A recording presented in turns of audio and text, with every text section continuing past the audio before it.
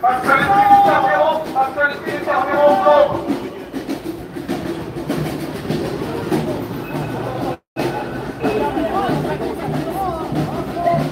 Ah, c'est tout qui augmente. Eh, c'est tout qui augmente, c'est pas que les carburants, hein. Toujours là depuis 5 ans, les gilets jaunes. Pourquoi? Chaque samedi. Parce que les prix du carburant flambent. Parce que les prix de l'alimentation ont augmenté de 10%, rien que de 2021 à 2023. Sans compter qu'il Parce faut que les soutenir le factures dom-tom. d'électricité explosent, plus 15%.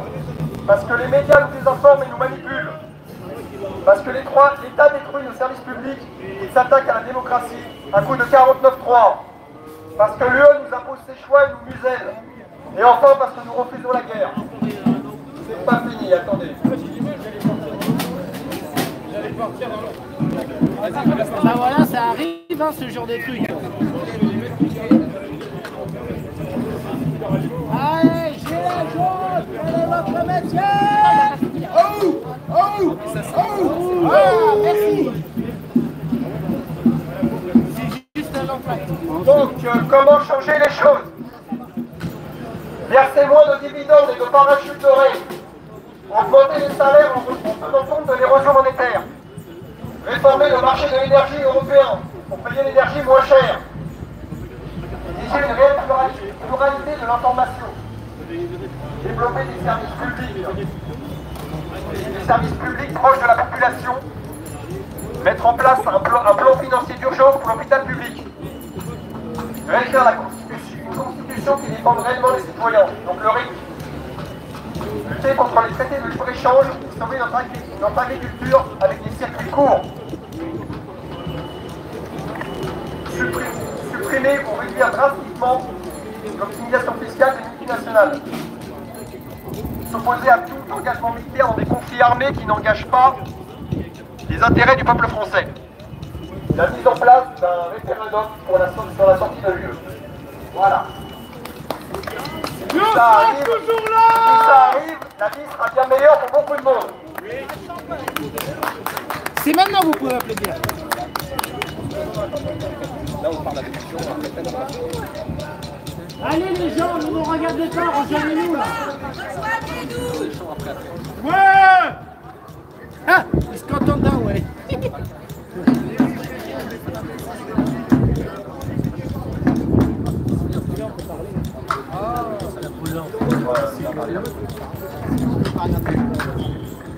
Donc on va relire le tract encore une fois pour Alain qui vient d'arriver là. Ouais, parce que j'étais avec... Il était avec d'autres personnes à côté.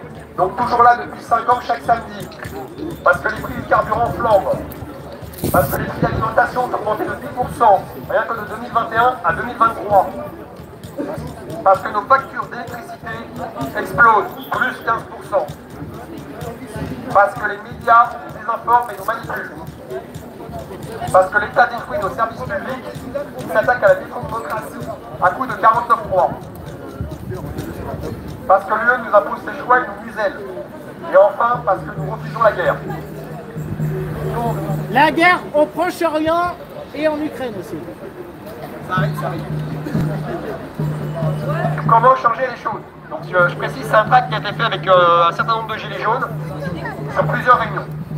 Donc des recto verso qu'on a imprimés. Si les gens veulent faire des impressions, ils sont les bienvenus. Voilà. Parce que ça Paris. Donc, comment changer les choses? Verser moins de dividendes et de parachutes dorés. Augmenter les salaires en tenant compte de l'érosion monétaire. Réformer le marché de l'énergie européen pour payer l'énergie moins chère. Exiger une réelle pluralité de l'information. Développer les services publics proches de la population. Mettre en place un plan financier d'urgence pour l'hôpital public. Réécrire la constitution qui défende réellement les citoyens, le RIC. Lutter contre les traités de libre-échange et sauver notre agriculture avec des circuits courts. Mise en place d'un référendum pour la sortie de l'UE.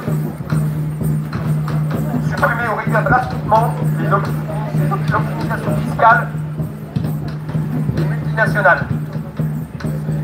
S'opposer à tout engagement militaire dans des conflits qui n'engagent pas les intérêts du peuple français. Voilà. Donc ça, si tout ça arrive, la vie sera bien meilleure, comme je disais tout à l'heure, pour beaucoup de monde. Fiona qui va parler aussi.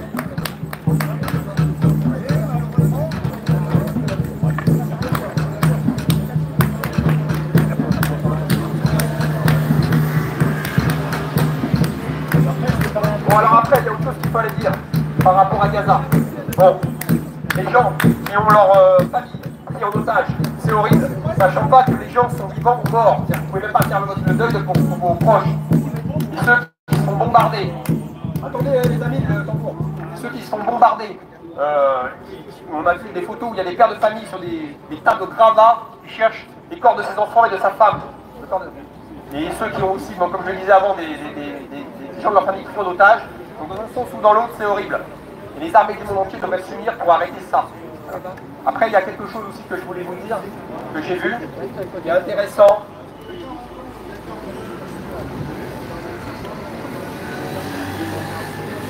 Il y a un gisement marin face à Gaza, donc d'une rentabilité de 3 milliards par an. Ça sort pas d'un chapeau, hein, c'est un de 3 milliards par an. Il y a un gisement de gaz face à Gaza. Il faut savoir qu'en fait, les pays côtiers ont un droit à des royalties sur les gisements. Donc là, les royalties pour Gaza, c'est 3 milliards par an, selon les lois internationales. Les pays côtiers ont un droit par rapport aux royalties là-dessus, par rapport à l'argent que ça rapporte, 3 milliards par an. Ça, c'est pas inventé, c'est parti d'un chapeau, hein. C'est un responsable de la DGSE, monsieur Alain Juillet, qui a dit ça. Donc on comprend peut-être pourquoi il y a des enjeux aussi financiers, pourquoi, voilà, c'est pas... Voilà. La guerre, c'est pas toujours dû au hasard. Voilà. Après, il y a d'autres choses aussi qu'on peut dire. Il y a 9 milliardaires qui tiennent 90% des médias. Donc c'est vrai que si vous n'apparaissez pas dans les médias, vous ne pouvez pas gagner. C'est impossible pour les élections. On n'obtiendra rien, à mon avis, par les partis politiques ou par les urnes. On a bien vu. Tout le système est verrouillé par les médias. Voilà. Voilà une gilet jaune qui a oublié son gilet jaune, mais c'est pas grave.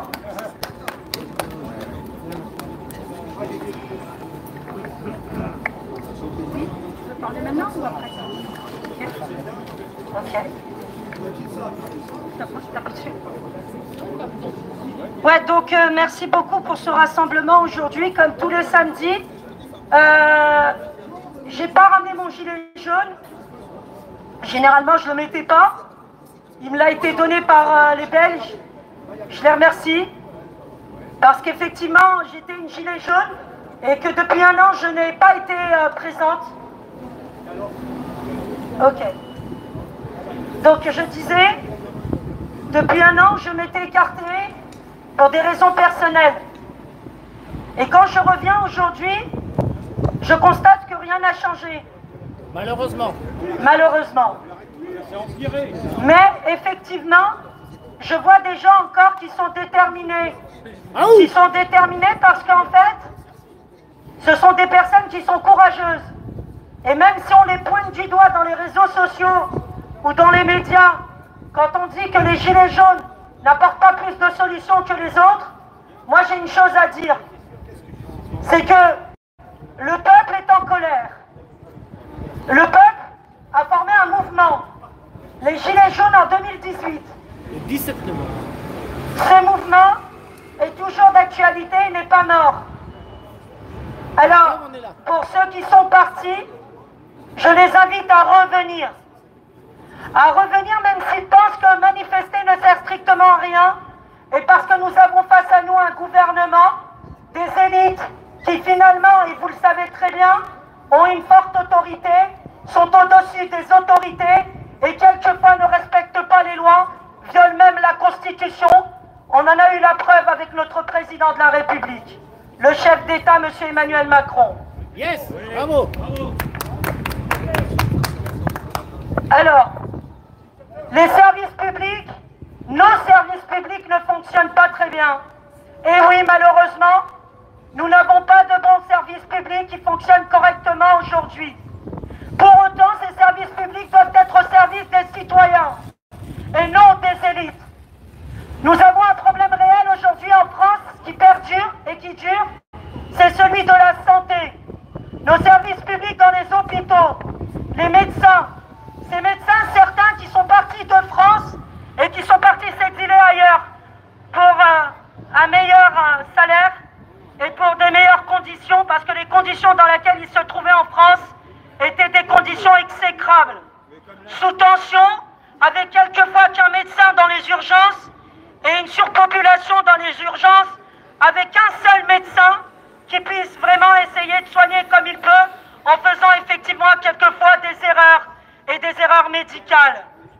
Nous avons des personnes dans les hôpitaux qui sont morts, qui sont décédées par négligence, mais cette négligence, elle s'explique du fait que le gouvernement ne veut pas vraiment faire le nécessaire pour les hôpitaux et pour les médecins, afin de leur donner un budget conséquent, et puis accentuer les lits qui ont été supprimés.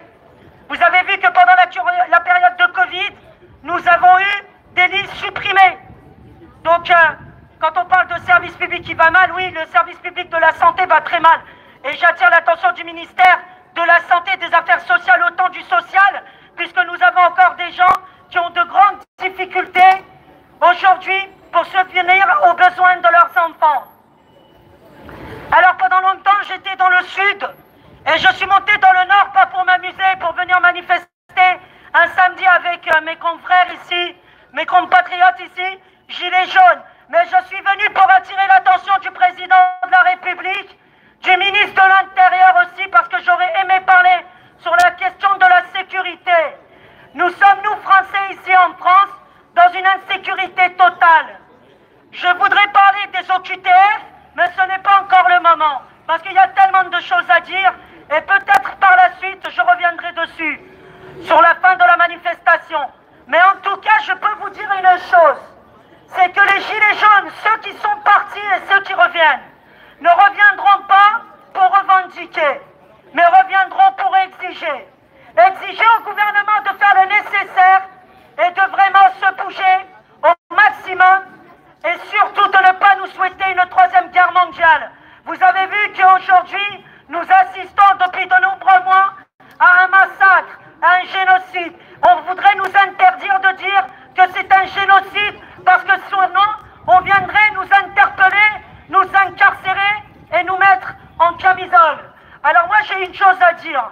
Je ne plierai pas que seul devant mon Seigneur Tout-Puissant, celui qui m'a créé dans cet univers. Ce n'est pas Emmanuel Macron qui me fait peur dans son négligence et dans son manquement au pouvoir face au peuple. Moi, j'estime qu'en tant que citoyenne, je n'ai pas eu de président qui a été là pour moi, comme pour mes compatriotes, comme pour le peuple et comme pour tous les citoyens français. Aujourd'hui, nous sommes lésés de présidents. J'aimerais qu'il y ait un président qui soit là pour le peuple. J'aimerais que les services publics vraiment fonctionnent correctement. J'aimerais ne plus voir de policiers, de gendarmes se suicider. J'aimerais avoir des agriculteurs qui soient fiers de leur travail et qu'on donne la force à ces agriculteurs de continuer sans qu'ils mettent fin à leur vie. J'aimerais tellement de choses et j'aimerais tellement dire des choses, mais je reviendrai par la suite. Alors battez-vous, ne baissez pas les bras et ne vous laissez pas influencer par la peur et la crainte